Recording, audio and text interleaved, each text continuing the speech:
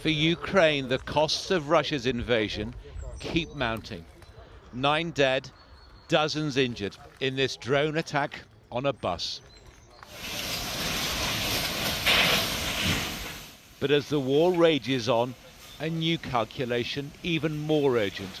What price a peace deal that America says is now or never?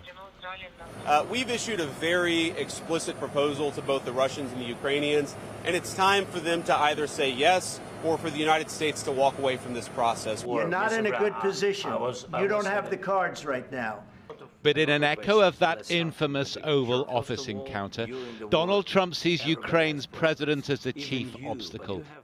In a social media post writing, "The situation for Ukraine is dire. He can have peace or he can fight for another 3 years before losing the whole country. We are very close to a deal, but the man with no cards to play should now finally get it done." President Trump calls the peace plan his final offer. Vladimir Putin is reported to be ready to freeze his invasion more or less along this current front line, leaving Russia with control of most of these 4 regions. The US would recognise Russian sovereignty over Crimea, which Russia seized illegally in 2014.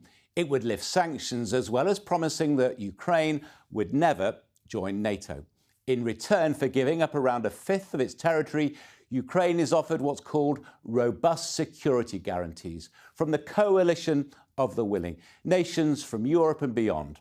But there's no explicit role for the United States military and no enthusiasm from Ukraine. If this was the plan from day one, now we didn't need no negotiations for this, right? We could just immediately surrender our territories, surrender our claims to Crimea, give up everything we have, fall belly up, and that would be it. Trump's special envoy, Steve Witkoff, shunned planned talks with Ukraine in London today, but is due to meet Vladimir Putin for a 4th time, though the Kremlin today rejected much of the peace plan too. Still, in a war that has dragged on for 3 years, deal or no deal, potentially decisive days lie ahead. John Ray, News at 10. And let's talk about all this with Dan in Washington. Look, Dan, President Zelensky's in a very difficult place here. I think we both know that. America seems to be done with the war. It's not clear that the European nations are really stepping up in the way President Zelensky would need.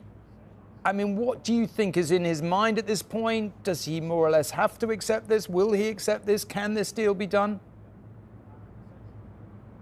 Well, I think President Trump is viewing this in very simplistic terms. Certainly his critics would argue, but this is so much more complicated, Tom, than a sort of New York real estate deal. There are so many intersecting and overlapping issues at play here. I mean, the first one, in terms of territory, it's not only politically toxic for President Zelensky to accept the permanent ceding of Ukrainian territory into Russia. It might also be illegal under the Ukrainian constitution. And then you've got the issue of the people that live, the Ukrainians that live in those bits of Ukraine that Russia occupies, the tens of thousands of children who have been abducted by Russia, spirited away, whose fate is unknown. And then you've got the issue of security guarantees, of arms. Is America effectively saying, if you don't take this deal, we're going to cut off the arms supply to you? That certainly would up the ante, but we haven't had that explicitly laid out at the moment. But